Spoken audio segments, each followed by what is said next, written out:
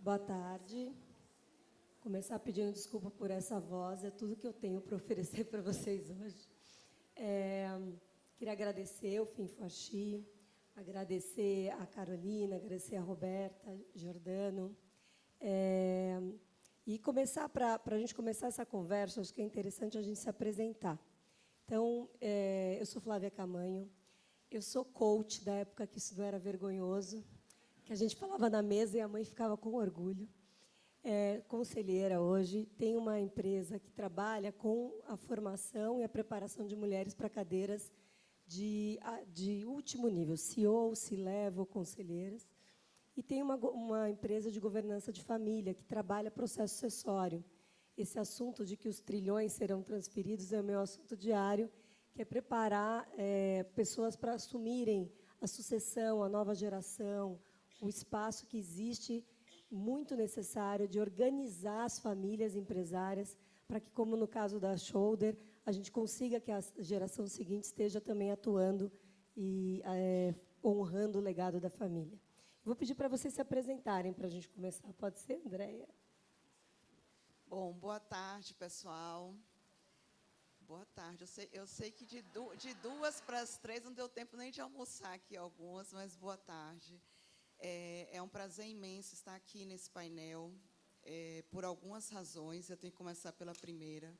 Eu faço parte aí do FinFoxi, brinquei com as meninas aqui desde que tudo era mato, não tinha essa fichinha assim super chique e tal, né? Agora a gente tem toda uma equipe aqui nos preparando, então acho que a primeira coisa que eu queria aqui é uma salva de palmas para Carol Cavenaghi, porque ela nunca desistiu disso daqui, sempre acreditou nisso daqui.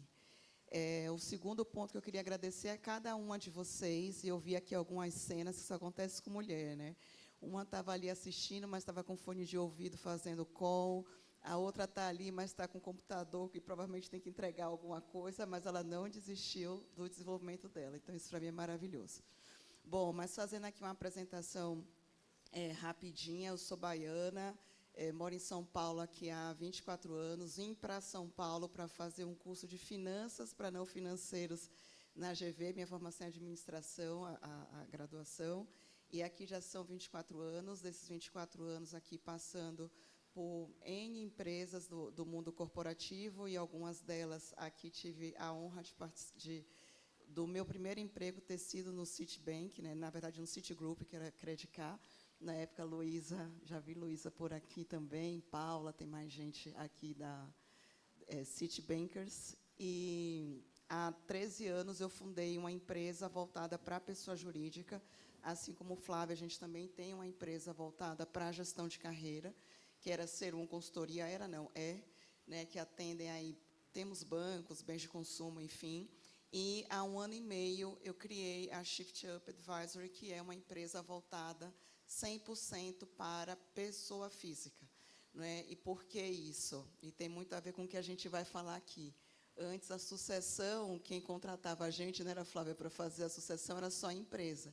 E hoje a gente já tem aqui as Joanas, as Marias, as Carols, falando assim, eu quero cuidar da minha sucessão, né? Independente da empresa que eu estou. E hoje a gente atende muito Venture Capital e aceleradoras de negócio também, para acelerar aí as investidas nesse aspecto mais comportamental. É um prazer imenso estar aqui com vocês e que seja um diálogo muito especial. Também queria agradecer aqui a presença de vocês, que é um prazer. A troca já começou no roteiro, tá? A gente está tenso aqui com o roteiro da Flávia, mas eu acho que a gente consegue responder as perguntas. Vamos lá. Flávia, eu falei que a Flávia, a coisa mais importante da apresentação era ela falar o sobrenome dela, né? Seria muito difícil para mim conseguir falar. Flávia, se apresenta. Gente, boa tarde, um prazer estar aqui. Super feliz por ver várias carinhas conhecidas aqui de amigas, clientes. Bom, meu nome é Flávia Anagnostopoulos Lira, grego. Eu sei que vocês vão lembrar só do Lira, mas o Anagnostopoulos fica, né, na memória. Eu sou advogada, sócia do CP de Advogados. Nosso escritório atende muito o mercado financeiro, então, né, gestoras, regulados de CVM, Banco Central, fundo de investimento. Então, nosso nome é mais conhecido aqui nesse meio. Eu atuo há mais de 20 anos com direito societário, M&A, governança corporativa e planejamento patrimonial e acessório. Eu sou conselheira fiscal do Instituto FEFIG, com foco em educação. Sou mãe do Fernando e do Guilherme. As histórias aqui que eu trago são muita fonte da minha carreira, né? Questões de gravidez, então acho que é algo bastante comum aí com bastante gente. E nas horas vagas eu sou ciclista, então sempre que eu consigo eu estou em cima de uma bicicleta. Boa tarde a todas, é um prazer estar aqui com vocês. Eu sou a Mariana Furlan, entrei no mercado financeiro com 19 anos e lá se foram já 23 anos. Fiquei 18 anos no Santander e há 5 anos eu estou na XP. Sou sócia e head comercial de uma operação de assessores de investimento em início de carreira.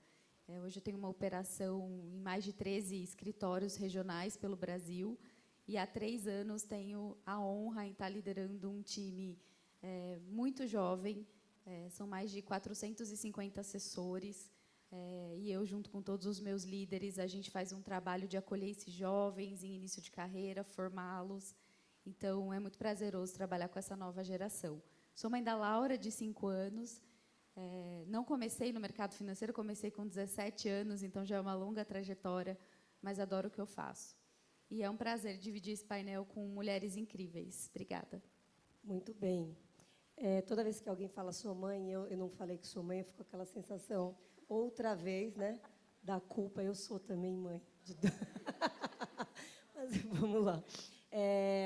Eu também sou formada na FAP há 25 anos. Estou em casa, fiz administração aqui e psicologia no Mackenzie ao mesmo tempo. Para falar do gap de sucessão, acho que é importante dar só um pouco de contexto do que a gente vai falar aqui, né? Quando se fala de sucessão, acho que o primeiro pensamento é o processo sucessório natural de alguém funda um negócio e aí você tem que passar isso adiante, como é que vai ser o processo dessa sucessão. No caso das mulheres, é um pouco mais... tem requintes, tem mais tempero, mais bossa essa conversa. Porque eu fiz uma formação em Colômbia que chamava A Mulher e o Trabalho, e que estuda o caminho da mulher no trabalho. E uma das características interessantes da nossa carreira, nosso caminho da mulher no trabalho, é que a mulher normalmente sucedia cadeiras que eram ocupadas por mulher. Então, era mais ou menos, você olhava para a empresa e falava, olha, nesses lugares já sentou uma mulher, ali vai ter um espaço para outra mulher. E a gente fazia um processo sucessório de mulher para mulher. Hoje a gente está falando de suceder e cadeiras de poder. Acho que essa é a grande conversa que a gente vai estar aqui, que é como é que a gente ocupa cadeiras que, às vezes, que antes não foram ocupadas por mulheres, muitas delas, ou como é que a gente sucede no processo, né, faz o processo sucessório de uma mulher ou de uma cadeira de poder. Então, eu vou começar fazendo a primeira pergunta sobre isso. Elas estavam apavoradas, porque a gente fez uma lista, eu e Roberta, de umas 25 perguntas. Falei, o que a gente tem, uma tarde inteira? Quem está com pressa aqui, né? Em que momento que vocês, essa é para todas, eu vou começar pela Mari, que vocês perceberam que podiam e deveriam ocupar uma cadeira de liderança, um espaço de poder? Foi bem interessante, porque eu não percebi que eu poderia ocupar essa cadeira. Eu entrei no banco com 19 anos e eu tinha uma carreira voltada para investimento. A minha primeira função no banco, eu fui broker, trabalhei na mesa de ações, na mesa de renda variável. E depois, na sequência, eu fui convidada para ser uma consultora de investimento, já de uma forma mais ampla, mas ainda assim como contribuidora individual. E aí, um belo dia, eu recebi um convite com 23 anos para assumir minha primeira liderança, e de um time enorme, um time regional, e de pessoas todas mais velhas que eu. Eu entrei no Santander, um pouco próximo da transição com o Banespa, e então tinham pessoas de uma longa carreira. E aí eu pensei, gente, eu na cadeira de liderança, mas eu pensei, poxa, acho que faz sentido, né? Se estão vendo um potencial, e era um dos regionais que eu atendi enquanto consultora de investimento. Então, eu não imaginava que eu poderia, eu fui convidada para a cadeira, e depois eu entendi que o convite aconteceu porque eu atendia muito bem a todas as pessoas, todos os meus stakeholders, consegui ajudá-los a tracionar os resultados, a formá-los. E aí, agora, olhando para trás, eu entendo que eu já exerci um papel de liderança no dia a dia, de uma liderança de influência, não uma liderança de cargo, e o convite aconteceu dessa forma. Então, eu não me coloquei nessa cadeira, me colocaram, e aí foi dando tudo certo, e eu fui trilhando uma carreira de liderança, qual eu estou até hoje, né? Querem complementar, Flávia? Vou comentar um Conta aí. pouco. Bom, no meu caso, eu acho que eu demorei bastante para entender que eu estava pronta para essa posição. Eu estudei muito, fiz uma faculdade, fiz outra faculdade, estudei fora, me preparei muito, trabalhei anos em M&A societário, e eu sempre achava que eu não estava pronta. Eu queria ter meu primeiro filho, aí eu não, como é que eu vou ser sócia se eu vou ter filho? Aí eu queria ter meu segundo filho. Então, foi depois que eu tive o meu segundo filho, eu demorei muito, que eu criei a coragem de falar, não, eu estou pronta faz tempo. E eu acho que outras pessoas que acreditaram mais em mim do que eu. Então, eu estou no CP da coisa de 8 anos, eu fui para o escritório para desenvolver uma área, desenvolver e fazer crescer a área de M&A. Eu não era sócia ainda, e eu acho que os meus sócios acreditaram mais em mim do que eu mesma. Mas eu acho que eu já estava pronta muito antes disso. Não precisava ter demorado tanto para ter a coragem de falar, eu quero ser sócia, eu estou pronta, eu consigo chegar lá. E eu vejo isso em muita gente, né? Eu acho que eu nem lembrei que tinha essa pergunta. Imagina. Estou aqui Mas o painel inicial me inspirou aqui, eu acho que de responder de um outro lugar. Meus pais sempre me educaram a ser quem eu quisesse ser. E isso fez muita diferença na minha educação como um todo. Eu venho de 2 pais que trabalhavam, né? Então, minha mãe já tinha... nasci crescendo, minha mãe com posição de liderança, meu pai com posição de liderança, cada um na sua respectiva área. E quando eu vim para São Paulo, meu primeiro trabalho em São Paulo foi na Unilever. Eu não sei se tem alguém aqui da Unilever, mas quem tiver ou quem já foi vai lembrar dessa história. E na Unilever, para você assumir uma primeira posição de liderança, a carreira acelerada era do trainee e não de um contribuidor individual que entrasse na curva normal do processo seletivo. E, coincidência ou não, a minha primeira posição de liderança foi junto com os trainees da minha área. Então, todo mundo virou gerente no mesmo ano. Então, eu com 2 anos de coordenação, eles como trainee, todo mundo assumiu. E ali deu um clique, que eu falei assim, mas eu não entrei como trainee e já estou gerente, e com 20, acho que não tinha 30 anos ainda, tinha um target que a gente botava, né? A nossa geração, que era virar gerente antes dos 30, era a medida de sucesso. Era gerente antes dos 30, diretor antes dos 40, burnout antes dos 50. É isso aí. Para gabaritar, né? Boa. Então, ali deu o primeiro clique, e, a partir dali, eu acho que se tinha algum viés de que não estava preparado, porque até essa seleção, eu achei, eu falei assim, eu não vou passar, esquece. Me botaram aqui, porque eu já era... esqueci o nome. Lister, chamava Lister, da Unilever. Você era Lister, me colocaram, mas, claramente, quem vai ser aprovada vai ser fulana, beltrana e tal. E todas foram na mesma época. Então, ali quebrou a primeira chavinha, e eu acho que, recentemente, a chave que ficou para mim, que foi muito difícil, foi quando veio a primeira posição. E aí eu falei assim, gente, tá, eu passei, mas e aí? Eu estou preparada, não estou preparada? Você viu que a Cris Achei aqui está fazendo um sim aqui. E eu quero agradecê-la, porque eu lembro que ela me ligou, ela sabia que eu estava no processo seletivo. Nem eu sabia que ela sabia que eu estava no processo seletivo, Cris e seus informantes. E aí ela fez assim, parabéns, que bom que você vai. E eu, bom, se ela falou, né, quem sou eu para dizer que não? E acho que foi também um viés da coisa do preparo. Então, acho que é sempre. Eu não acho que quebra. Acho que, a depender da complexidade, ou do cliente, ou da posição, isso volta. Não vou enganar ninguém aqui. Pode ser que volte em outra posição. Eu, com essa frente de trabalhar com mulheres em cadeira de CEOs, né, e conselho, uma das coisas que eu percebo é que a gente lida com muita facilidade com sombra. Com luz, a gente tem mais dificuldade. Quando começa a acender, começa a falar, meu Deus, será que é isso? A boa e velha síndrome da impostora, que, assim, se manifesta e a gente se afasta disso, né? Começa a ficar retraída, às vezes, e precisa de uma boa palavra, ou, às vezes, da validação externa para reafirmar o ponto. O Flávia, eu vou te fazer uma pergunta. Você teve referências femininas de poder? Bom, eu fiz minha carreira em escritório de advocacia, em geral, de grande porte. E em escritório, a maior quantidade dos advogados acho que são mulheres. Né? Tem uma pesquisa de 24 que eram 57% de advogadas, e aí, quando você sobe para nível de sócio, é 1/3 só, que são sócios. Então, apesar de serem a minoria, eu tive a sorte de trabalhar em equipes com sócias. Né? A primeira equipe que eu trabalhei, curiosamente, era só de mulher. Era uma sócia, uma advogada sênior, pleno, júnior e eu. E acho que ajudou para normalizar para mim que seria normal estar num ambiente em que eu tinha espaço. E eu não tinha ideia que aquilo não era o usual. Então, acho que, de forma até inconsciente, me fez acreditar que era normal estar naquele ambiente, apesar de, depois, eu perceber que o funil era diferente, que tinha muito menos mulher em cargo de sociedade.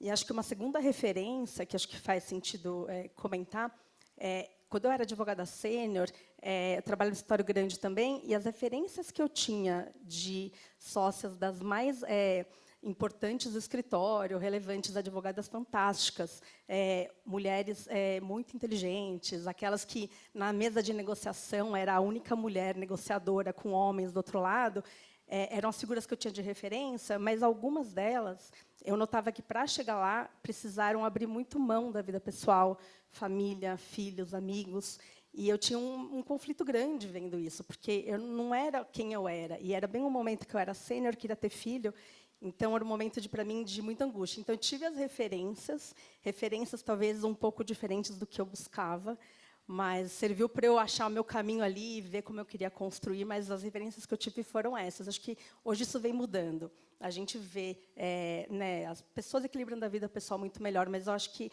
lá atrás, eu acho que as mulheres, as primeiras ali que chegaram no topo de escritório de advocacia, tinham uma realidade mais dura, que precisavam agir como se fossem homens, assim, como se não tivessem família, como se não precisassem sair para buscar um filho na escola. Né? Elas tinham que, para ser respeitadas, acho que foi o caminho que elas encontraram. Acho que isso vem mudando um pouco.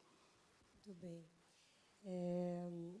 Eu tenho uma cena muito interessante, vocês depois googlem e encontrem. O chat GPT, né? Google já está ficando meio velho, né, no meu comentário.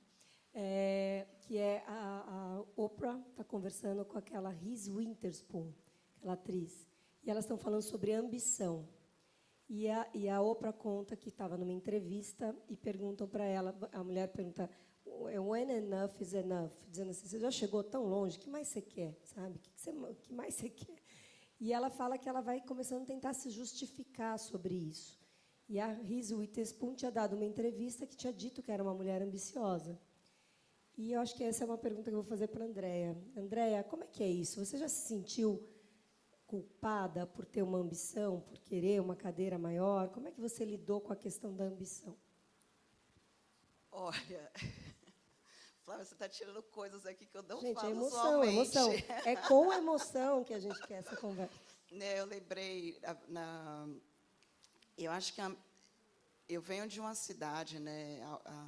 A Fernanda falou aqui primeiro, né, de que você trabalhava na Daslu para conhecer o marido, né? Então, imagina isso na Bahia, né? Você dizer que você vai sair da Bahia e vir para São Paulo. Eu pedi demissão de onde eu estava, lá em Salvador, para vir para cá. Ninguém acreditava. E eu vim para passar 6 meses que já são 25 anos. Mas eu acho que foi a forma de lidar com a ambição, que é quebrar em pílulas. Então, se eu dissesse que eu vinha morar aqui, eu realmente não sabia que eu ia ficar tanto tempo. Mas, se eu dissesse que eu vinha morar aqui, talvez eu não ia ter nem o apoio da família. Como eu falei que eu vinha para fazer um curso de 6 meses, então todo mundo falou assim, ela foi com a mala, vai voltar. Daqui a pouco veio o carro, daqui a pouco vieram as outras malas. E eu acho que eu sempre quebrei assim. Então, quando eu quis, eu falei, está na hora de começar a olhar conselho. Eu não falei, eu vou já para a posição tal, né? Espera aí, vamos aqui. Aí veio o conselho da ONG, depois veio tal. Então, eu acho que é a forma de eu lidar, porque, às vezes, nem eu acredito que eu vou conseguir. né? Então, acho que a forma de lidar com isso é Dando quebrando. um contorno que dá mais conforto. Exato, Né? onde dá mais conforto, conseguir um pouquinho. Opa, peraí, vamos aqui.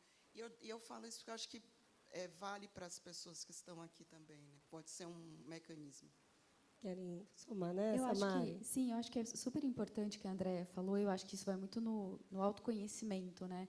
O quanto a gente precisa se conhecer também para que a gente consiga ter estratégias para atuar na nossa dor, né? Ou nos pontos, talvez, de fraqueza, a melhorar, a desenvolver. Eu nunca tive muito esse problema da ambição, mas acho que porque eu fui privilegiada em ter uma educação dos meus pais, de vencer, de estudar, de sempre me empurrar para a vida, me encorajar, me fortalecer, um pouco do que acho que a Viviane falou também, de você pode ser o que você quiser, através do seu esforço e, principalmente, através do seu conhecimento, que vai vir através do seu estudo.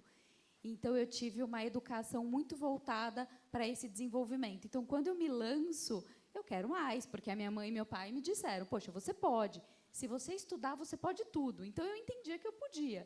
Então, eu nunca tive muito esse medo da ambição, ou isso nunca foi uma dor para mim. E eu achei a pergunta maravilhosa, porque eu faço muitas rodas de mulheres, mas esse tema nunca aparece. E como é importante esse tema aparecer? Porque muitas mulheres se sentem culpadas por ter ambição. E essa é uma das sombras que acompanha algumas mulheres. Mariana, eu vou complementar aqui um ponto que você trouxe, falando de roda de mulheres. Outro dia eu fui num grupo de aceleradora de negócios de mulheres. E a dona do grupo, ela fez um brinde que eu adorei, que o nosso faturamento aumente. E eu falei assim, gente, eu já participo de grupos inúmeros anos, eu nunca tinha ouvido alguém fazer um brinde em prol do faturamento aumentar. Então, acho que também tem uma coisa da gente ser vocal para tirar da gente um viés de que a ambição é algo feio quando se trata de mulheres. Quando se trata de homem, não. Mas, quando se trata de mulheres, ainda vem um viés de que é feio, não é possível, não falou da filha, não sei o quê, e não tem nada a ver com isso. Você sabe que nessa conversa que elas tiveram, elas falam de um estudo que tinha feito, acho que é Stanford, que fala que as mulheres se sentiam menos atraentes, menos femininas, quando elas tinham que se manifestar como ambiciosas. Então, é como se as coisas não pudessem coexistir, né, e tivesse um pejorativo no lugar do ambicioso. É muito... Eu falo que a gente está reescrevendo o feminino no mundo, né? A mulher que eu sou hoje não é a mulher que a minha mãe foi. Minha mãe é uma avó que ela não teve. Minha filha é uma filha que não fui eu. Então, assim, a gente está redesenhando os lugares da mulher no mundo. E isso é por isso que a gente está aqui conversando, né? Mari, conta para mim, quais são as cargas silenciosas que as mulheres carregam quando chegam numa cadeira de liderança? Algumas. Acho que uma delas é o que a gente falou, talvez, da ambição, aquela culpa por ser ambiciosa. E aí eu acho que, muitas vezes, quando você vai para uma mulher que é líder, tem um cargo executivo e já é mãe, junto vem a dor de deixar o filho trabalhando. Então, acho que essa é uma carga emocional muito pesada para as mulheres. E, na minha experiência, do que eu acompanho nesses 23 anos, essa é a carga mais pesada, que é o peso de... Você gosta do que você faz, você quer trabalhar, você quer estar lá, você é ambiciosa, você quer crescer, e aí você se sente muito culpada também. Então, você está o tempo todo se sentindo desconfortável. Então, acho que esse é um peso muito grande. Eu acho que tem muito peso também de não se sentir capaz, que é a famosa síndrome da impostora. Isso pega muito mulheres. Então, se você vê, os estudos confirmam que as mulheres, biologicamente, elas se sentem assim mesmo. Isso tem todo um padrão histórico que acontece. Então, a mulher ela precisa ter 10 dos 10 pré-requisitos para se inscrever numa vaga. O homem, se tem 3 pré-requisitos, ele se inscreve. Então, acho que esse também é um ponto de uma dor silenciosa. E aí, acho que eu volto para o autoconhecimento. Quando você sabe quais são suas dores, os pesos que você carrega, você consegue trabalhá-los de uma maneira mais consciente. Vamos somar nessa fala, Flá? Acho que eu vou emendar e você já complementa. Porque, assim, quantas mulheres brilhantes a gente já cruza pela vida aí e que ainda não se sentem prontas, né? Por que essa necessidade de estar extremamente preparada? Eu vejo isso muito, né? Em escritório, minha carreira inteira, eu vi o tanto de mulher muito bem preparada, academicamente, profissionalmente, que foram deixando a carreira. Assim, vocês devem ver isso também nas áreas de vocês, né? Então, aí se explica um pouco da pirâmide, porque as mulheres não chegam lá. Né? E eu acho que um dos elementos que a gente vê é essa cobrança, esses múltiplos papéis. Né? Acho que a cobrança de querer fazer tudo bem feito, tudo de forma muito adequada e perfeita, né, em todas as áreas, não existe. Algum prato vai cair. E cada um acha o seu jeito. Né? Acho que eu tenho a sorte de ter muito apoio em casa. Meu marido divide muito as coisas com a gente, né, comigo. Então, o grupo de WhatsApp de escola, ele está em todos os grupos e ele responde antes de mim. Então, ele viu que não tem fruta para o lanche, ele vai e compra. Ele recebe o aviso do dentista e já marca a consulta. Então, eu sei que não é a realidade. Eu estava conversando Ele podia disso. dar curso, né? A gente podia abrir um programa para ele Podia, ajudar. né? Eu Outras treinei pessoas, né? direitinho também, desde o começo, né? Mas eu estava conversando com uma amiga sobre isso. Ela falou, puxa, e eu cheguei onde eu cheguei, apesar do meu marido, porque ela acaba tendo que fazer tudo. Né? Eu vi até um vídeo outro dia de uma jornalista da Folha, dizendo que as mulheres gastam 10 horas por semana a mais do que os homens, só com essas preocupações, providências, ver se o filho está com o uniforme inteiro, se eu preciso cuidar de um reparo na casa, enfim. Então, acho que tem disso também que as mulheres acabam acumulando bastante e que fica um peso mesmo, né? Carregar tudo isso ao mesmo tempo. Eu vou falar para o meu marido abrir uma sociedade com o seu e eles ensinam, porque o meu marido é assim também. Ele faz Ótimo. tudo. Você também Tudo treinou que eu faço, direitinho. Ele faz também. A propósito, hoje a gente faz 13 anos de casados. Muito bem. E ele também faz tudo com a nossa filha, sempre fez. E ele participa de tudo. Leva na escola, busca, coloca a roupa do balé na mochila, vê se tem... E eu acho que esse é um fator primordial para a mulher que quer fazer carreira. Porque não é ajudar. Ela é filha dele. Ele tem que contribuir. Né? Ele tem que fazer as mesmas coisas que a gente faz. Né? Então, eu acho que esse é um ponto super importante. E acho que isso vai muito com a sombra que tira as mulheres do papel de avançar na carreira. Você vê até a primeira liderança, tem muitas mulheres ainda. No meu negócio, né, no meu recorte, quando você pega o mercado financeiro, a base é 50% mulheres, a primeira liderança tem muitas mulheres, mas a mulher começa a crescer, ela começa a sair um pouco do jogo, e isso casa com o momento em que ela escolhe ser mãe.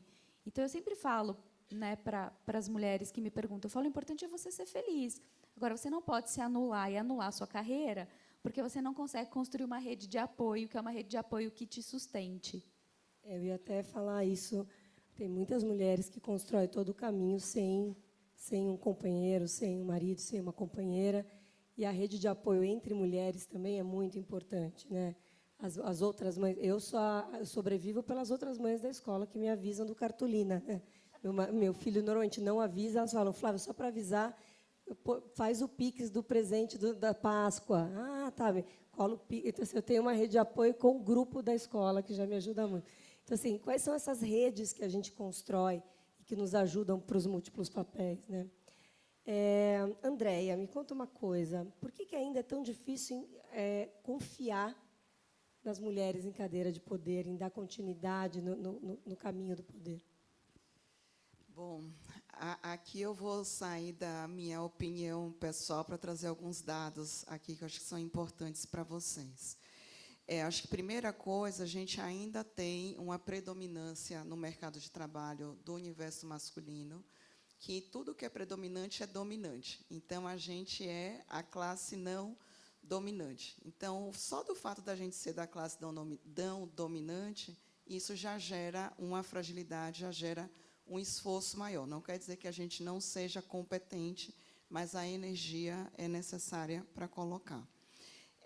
Tem um ponto que apesar de eu ser de humanas, eu sempre tive um pé aqui na matemática. Quem é a turma aqui de gestão de risco vai saber que o risco é calculado muito por desvio padrão e não desvio padrão.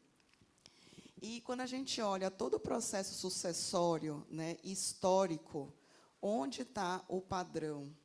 O padrão está em ter uma posição do gênero, uma pessoa do gênero masculino ali, pensando na maioria das empresas. Quando a gente traz algo que não está no padrão, automaticamente a luzinha de risco ela acende. A depender da empresa, vai ser amarela ou vai ser vermelha. E aí tem uma posição que está muito perigosa para a mulher, talvez algumas aqui já tenham aceitado, que é quando é que a empresa assume o risco de trazer alguém na sucessão do gênero feminino. Quando o risco de queda é muito alto. Então, ela protege o homem e coloca a mulher ali. Vocês já prestaram atenção, não vou falar aqui o nome das empresas, mas, né, em respeito aqui, mas vocês prestaram atenção que os últimos casos que a gente teve de problemas de não compliance, a maioria deles, mulheres que assumiram a posição não foram homens? Né, peguem aí os grandes casos que a gente teve de problemas de governança, você vai ver que tem uma mulher ali. Não são todas, mas você já começa a ver mulheres ali naquela posição.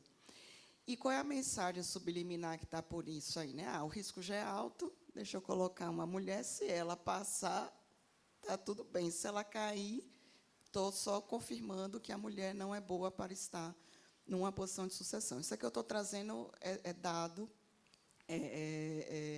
de mercado para vocês. De novo, não é o que eu acredito. Então, o que está por trás aqui tem alguns elementos que a gente não pode ignorar. A gente está num momento de mercado de trabalho delicado, onde a gente tem um número menor de posições C-level. Então, quando a gente vê um número menor de posição, automaticamente o mood de sobrevivência, eu vou proteger eu e os meus. Né? Então, acho que tem uma questão aqui que a gente está vivendo muito pontual desse momento.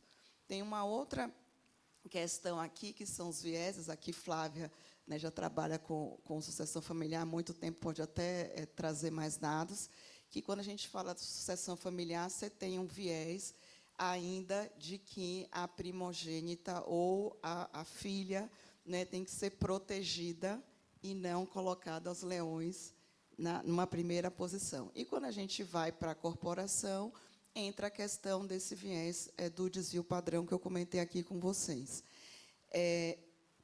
Isso daqui não é para entristecer a gente, mas é para a gente entender que não necessariamente tem a ver com competência ou não competência. E aí, trazendo um pouco, né, para a nossa área aqui, os assessments ainda são feitos com muitos vieses, que é o viés do quê? O que é que já deu certo? É óbvio, se a dominância está no gênero masculino, né, e você tem uma consultoria e você quer bancar alguém, você vai para o conhecido. E isso está muito ruim.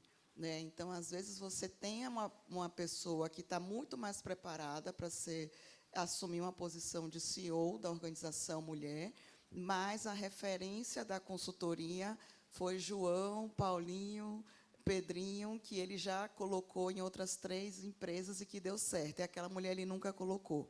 E aí ele falou assim, eu vou assumir o risco do meu fim para botar alguém que eu nunca vi se dar certo. Então, isso aqui é uma coisa que eu ando brigando, inclusive publicamente, no bom sentido, para que as consultorias também se abram para novos perfis, novos modelos. A gente está numa fase de mundo que existem competências que as mulheres têm muito mais habilidade nesse momento de flexibilidade, adaptabilidade, gestão de risco, enfim, né, para não me estender aqui muito, e que a gente está perdendo oportunidades porque está colocando todo mundo numa caixinha. Né, e essa caixinha não é boa para ninguém, nem para os homens, nem para as mulheres, e muito menos para as organizações que estão deixando de contratar profissionais brilhantes aqui. A gente fala que nunca foi tão... Tem uma frase, né, que a Michelle Obama falou num evento que eu estava, nunca foi tão oportuno ser mulher no mundo, no questão de oportunidade, né, no conceito de oportunidade, mas nunca foi também tão desafiador, porque quando você não tinha escolha, dado estava. Então, uma mulher, ela estava com o casamento arranjado, ela tinha que casar, simplesmente era assim, casou, tem que ter filho. Teve filho, tem que ter o segundo filho. E assim por diante. Tinha um script traçado para que a gente seguisse a vida que a gente estava seguindo. E a gente está vivendo esse momento que a gente não tem script, tem oportunidade, mas tem todo contra-reação a essas oportunidades, né?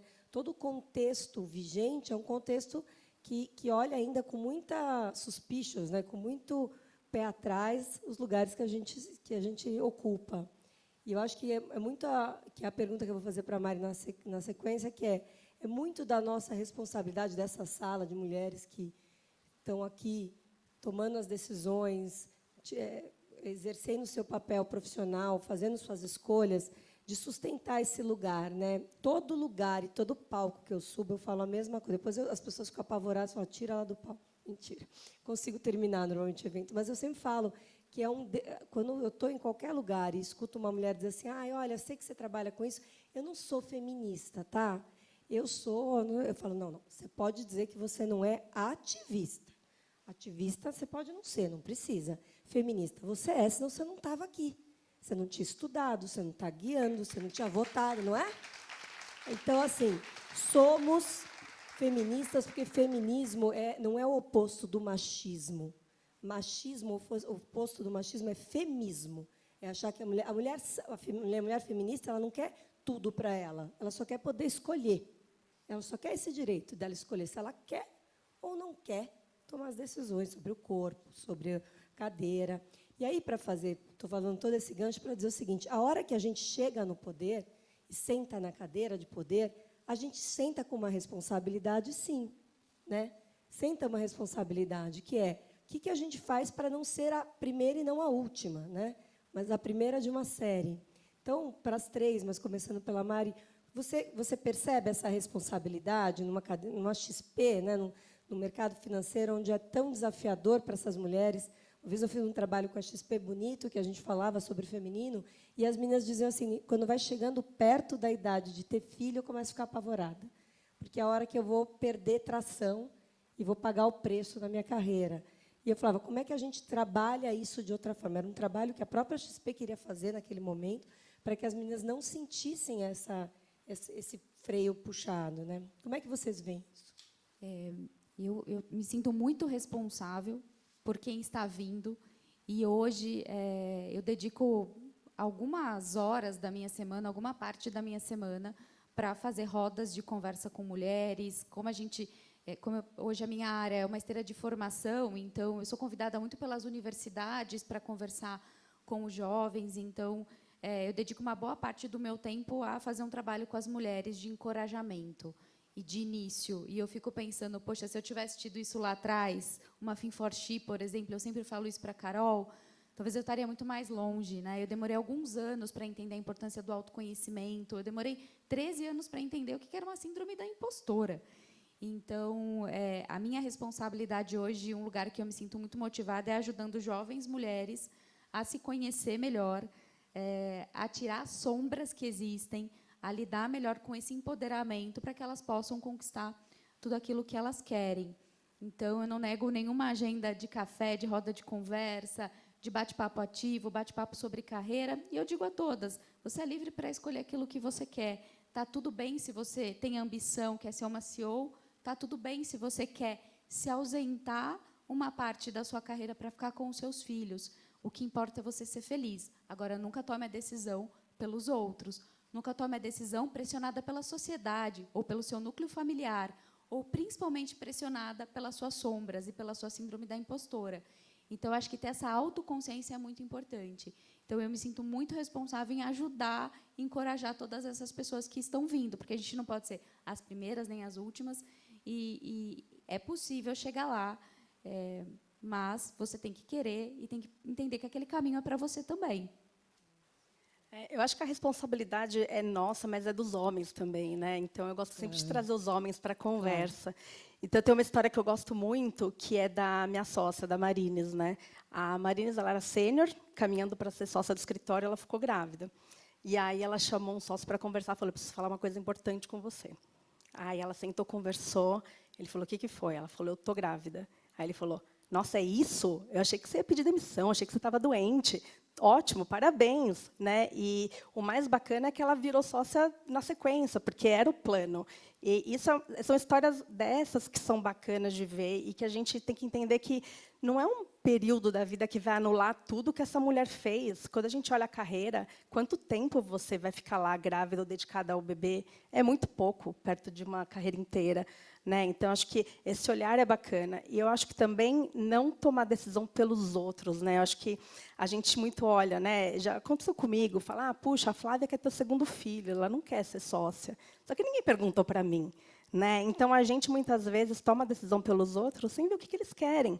Né? Então, as mulheres querem, podem e devem estar onde elas quiserem. Eu acho que a gente tem que estar atento a isso, né? Não tomar essas decisões por outros e puxar as pessoas, né? Falar, não, você consegue. Se você quiser, você chega lá. Bom, vou começar sendo responsável aqui pela audiência.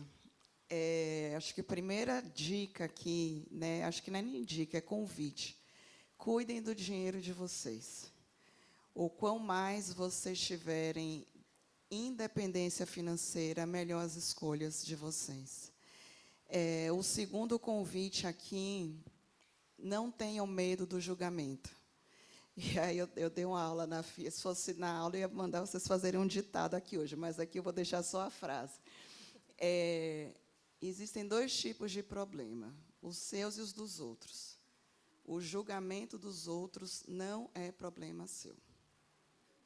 O julgamento do outro não é problema seu. Se vocês lembrarem de mim aqui, só por isso eu já estou feliz. E o terceiro, corroborando aqui com o que a Maria e a Flávia já trouxeram, se abram para conversar com outras mulheres, porque vocês têm muito a agregar. E, às vezes, simplesmente só atender a ligação ou marcar um café, ela já vai sentir que ela tem o apoio para poder tomar uma decisão dela. Você não precisa tomar por ela, mas, às vezes, contar somente a sua história, ou um momento de decisão sua, vai fazer diferença na outra pessoa. E eu sei que, no nosso dia a dia, a gente quer cuidar da agenda, né, para ninguém tomar conta da agenda. E hoje eu escolhi estar em alguns fóruns, como o de hoje, aqui, para poder contribuir, porque eu sei que não dá para eu estar em 10 cafés por dia. Mas, por isso que eu estou trazendo já aqui, porque são as coisas que mais me perguntam aí no dia a dia. Muito bom. Está caminhando para o final, a gente tem mais um espacinho aqui para algumas perguntas, poucas. Flávia, eu te fazer uma pergunta. Agora, depois de tudo isso que a gente falou, você contou que, no começo, você demorou para se sentir pronta para sentar nas cadeiras. E agora, você se sente pronta para sentar em cadeiras maiores? Eu me sinto que eu posso estar na cadeira que eu quiser. Eu acho que demorei para chegar lá. Obrigada. Mas eu acredito que eu posso estar onde eu quiser. Eu me preparei para isso, eu construí uma carreira organizada, eu pensei onde eu queria chegar, eu estudei, eu trabalhei muito. Né, eu gosto muito de trabalhar, sou muito feliz com a minha carreira, e eu sinto que eu chego onde eu quiser. E eu acho que todo mundo aqui pode chegar onde quiser. Acho que precisa de um pouquinho de planejamento, organização.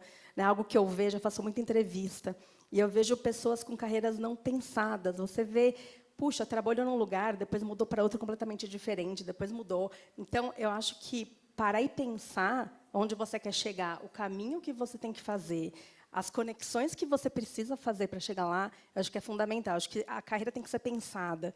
Não dá para simplesmente, puxa, me chamaram aqui, eu vou para lá. Ah, não, agora me chamaram aqui, eu vou para lá. Eu acho que você precisa pensar o que eu vou tirar dessa experiência, o que isso agrega no meu caminho e aonde eu quero chegar. Eu acho que isso é fundamental, pensar a carreira de ponta a ponta. Você sabe que uma vez eu estava dando uma entrevista e nem era uma coisa, não era eu a entrevistada. Estavam entrevistando as pessoas, era uma palestra, acho que era do ABPW. Era uma palestra sobre mercado financeiro, e, no final, perguntava como é que é, onde você chegou na sua carreira, e acho que era na Bolsa de Valores. Né? Aí perguntava assim, e como é que é? Você está realizada em ter chegado nessa cadeira? E, naquele momento, onde eu estava, eu parei, fiquei meio travada, e falei, nossa, eu não respondi na hora, vou passar vergonha, mas eu falei, não era a cadeira que eu sonhei, que eu gostaria de ter chegado. E despertou em mim uma grande reflexão que eu estava, talvez, realizando o sonho dos outros, e não o meu. E foi um grande processo de repensar até chegar à conclusão do que eu realmente queria fazer e que parte do meu tempo, que era mais prazeroso, que era ser coach, acredita, era o finalzinho do meu dia, era a hora que sobrava alguma coisa. Desenvolvimento humano era a coisa que eu mais gostava de fazer. E era um pedacinho da minha vida. E eu fui redirecionando a minha carreira e rebalanceando a carreira, né? E eu sempre falo isso quando eu vou fazer mentoria, que toma cuidado para não estar vivendo o sonho dos outros, né? Qual que é o seu sonho? E, às vezes, é um capítulo, não é um sonho inteiro. Não tem também, que eu acho que é o que a Andrea trouxe, né? Às vezes, eu não consigo vislumbrar até onde eu vou chegar, mas, se eu conseguir entender qual é o próximo capítulo que eu quero viver, eu faço todas as escolhas em relação a isso. Será que eu tenho um network correto? Será que eu tenho a formação correta? Que a gente sempre vai para a formação, né? A mulher sempre acha que está faltando matemática financeira. O que falta que eu tenho que ter? É o lugar, eu estou convivendo com as pessoas corretas que vão me dar a oportunidade, eu estou fazendo essa construção com estratégia, né? A gente está nos minutos finais, eu vou pedir para vocês fazerem, talvez, uma consideração final, que a Andrea começou fazendo, acho que pode complementar, e vocês todas fazerem, que, assim, dessa conversa toda, se eu tivesse que dizer assim,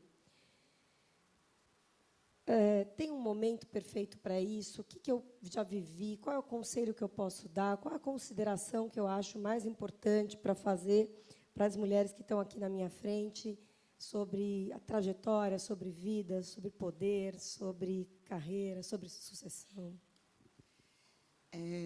A Flávia trouxe um ponto aqui, ainda bem que eu não fiz a consideração para deixar aqui para o final.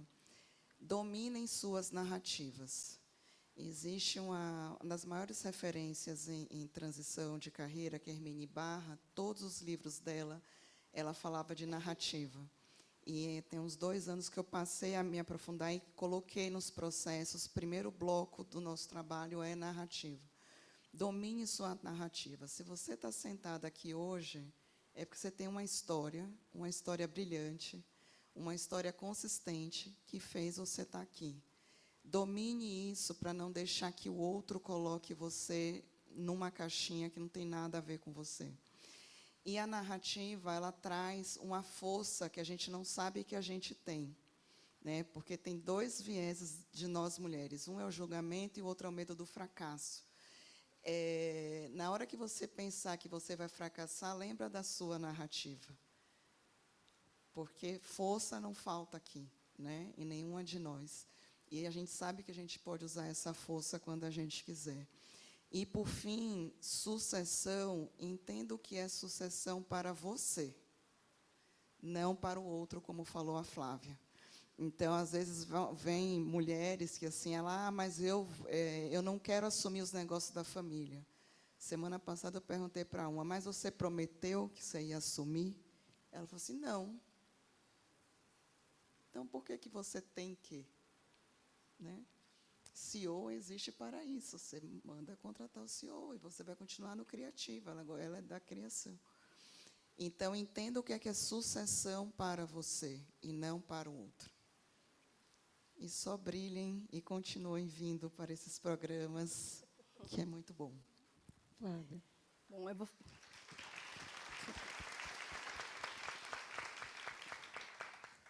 Bom, eu vou fazer um comentário final, que é algo que eu gostaria de ter ouvido há 15 anos, quando eu era lá advogada sênior ainda, que queria ter filho, e não tinha coragem de falar que eu queria ser sócia.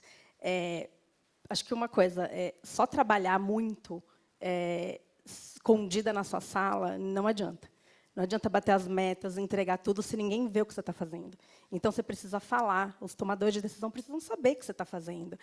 E, segundo, você precisa falar que você quer estar nessa cadeira, numa cadeira, na próxima cadeira. Se você não falar, seu nome provavelmente vai demorar para aparecer. Você tem que falar, eu quero ser diretora da empresa, eu quero ser sócia do escritório. Eu demorei muito para falar. Por conta de filho, eu achava que não era capaz, mas eu devia ter falado antes. E eu acho que isso é super importante, dar visibilidade para o que você está fazendo e falar onde você quer chegar. Acho que isso é fundamental.